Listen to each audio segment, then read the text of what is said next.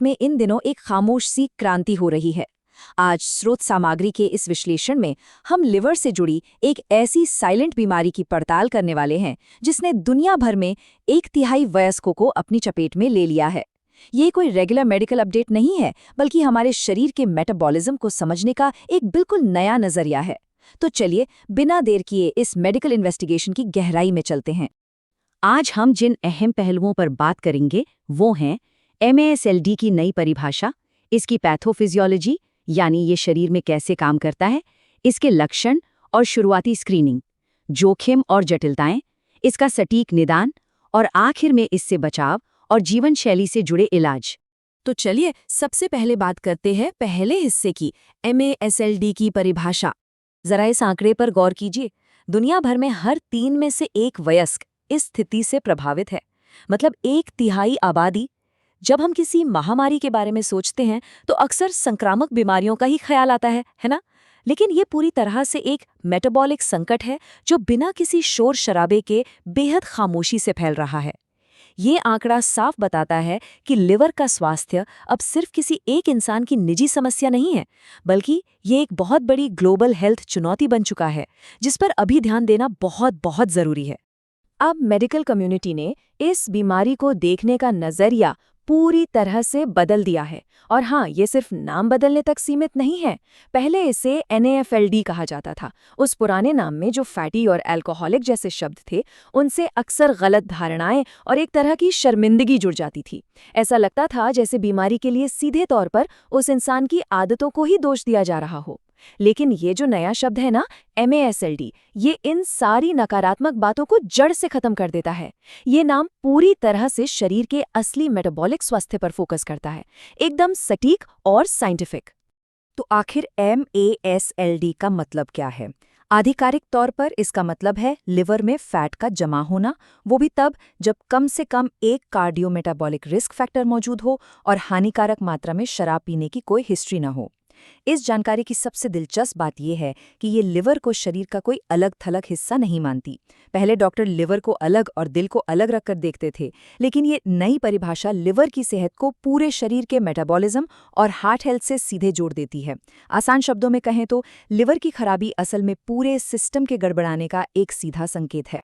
चलिए आगे बढ़ते हैं भाग 2 की तरफ, पैथोफिजियोलॉजी और मैकेनिज्म। अगर हम विज्ञान के नज़रिए से देखें तो ये समझना बहुत ज़रूरी है कि आखिर ये बीमारी हमारे शरीर में पनपती कैसे है। जब कोई मोटापे का शिकार होता है और उसके खून में ट्राइग्लिसराइड्स यानी वसा के कण बढ़ जाते हैं, तो वे सब मिलकर सीधे लिवर पर हमला बोल देते हैं। शरीर का जो एक्स्ट्रा फैट है वो सिर्फ त्वचा के नीचे या पेट के आसपास ही नहीं जमता, बल्कि वो अंदरूनी अहम अंगों में भी घुसपैठ करने लगता है।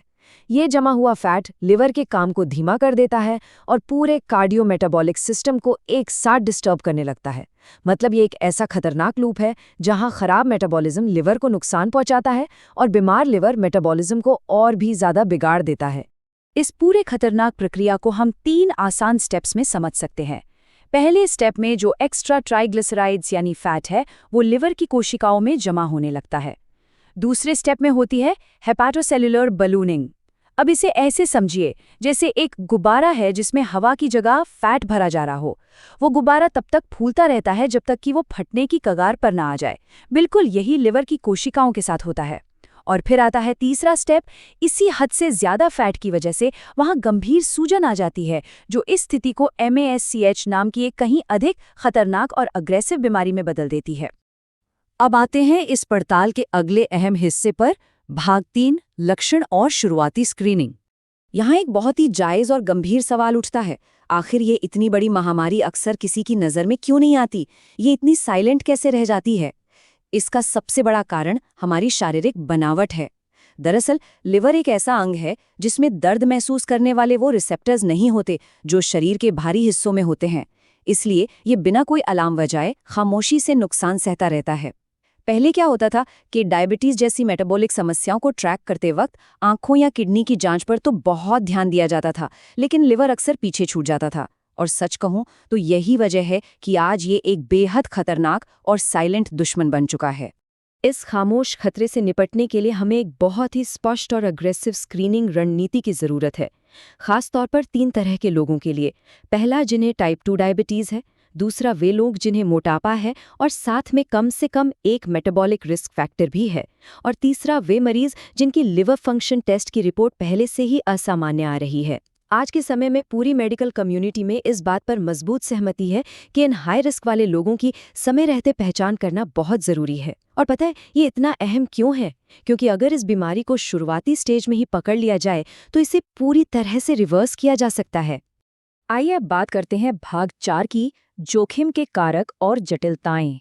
मैसल्ट को ट्रिगर करने वाले 5 मुख्य कार्डियोमेटाबॉलिक रिस्क फैक्टर्स हैं जो आपस में मिलकर इस बीमारी की नींव रखते हैं। इनमें शामिल हैं मोटापा, इंसुलिन रेजिस्टेंस या टाइप 2 डायबिटीज, खून में बढ़ा हुआ ट्राइग्लिसराइड लेवल, कम एचडीएल यानी गुड कोलेस्ट्रॉल की कमी और हाई ब्लड प्रेशर। अब बात यह है कि जब इनमें से एक से ज्यादा फैक्टर एक साथ मिल जाते हैं तो खतरा कई गुना बढ़ जाता है। ये पांचों मिलकर शरीर के अंदर एक ऐसा खतरनाक तूफान खड़ा करते हैं जो सीधे आपके लिवर और दिल दोनों को एक साथ अपना निशाना बनाता है। और अब आता है इस पूरी कहानी का सबसे बड़ा और चौंकाने वाला मोड़। एक तरफ लिवर से जुड़े खतरे हैं जैसे फाइब्रोसिस, सिरोसिस या लिवर कैंसर। सुनने में ये बहुत डरावने लगते हैं ना, है ना? लेकिन आपको जानकर हैरानी होगी कि MASLD से प्रभावित लोगों में मौत का सबसे बड़ा कारण लिवर की बीमारी है ही नहीं।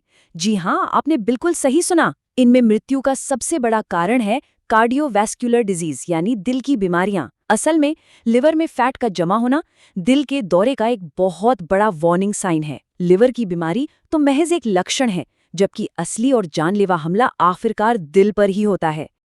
तो अब सवाल है कि इसका पता कैसे लगाया जाए। चलते हैं भाग 5 की ओर, बीमारी का निदान। इस बीमारी को पकड़ने और इसकी गंभीरता को नापने के लिए मेडिकल फील्ड में एक सिस्टमैटिक 3 चरणों वाली प्रक्रिया का इस्तेमाल किया जाता है।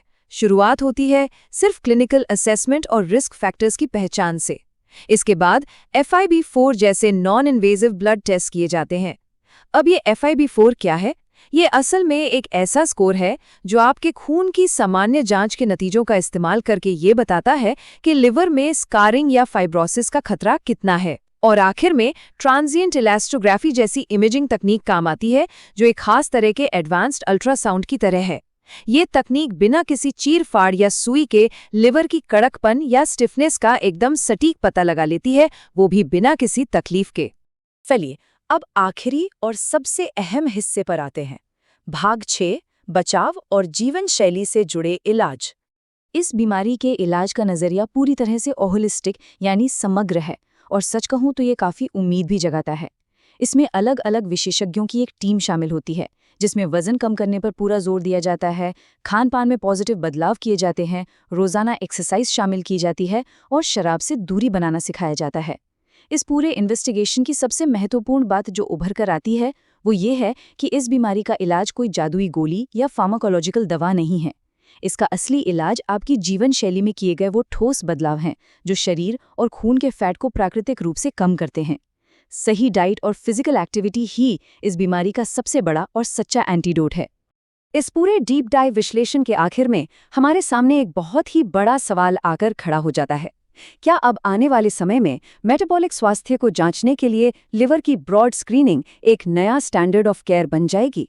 जिस तेजी और गंभीरता के साथ आज चिकित्सा विज्ञान MASLD को लेकर जागरूक हो रहा है, वो निश्चित रूप से एक ऐसे भविष्य की शानदार उम्मीद जगाता है जहां सिरोसिस और दिल की गंभीर बीमारियों के खतरे को हम बहुत पहले ही टाल सकेंगे।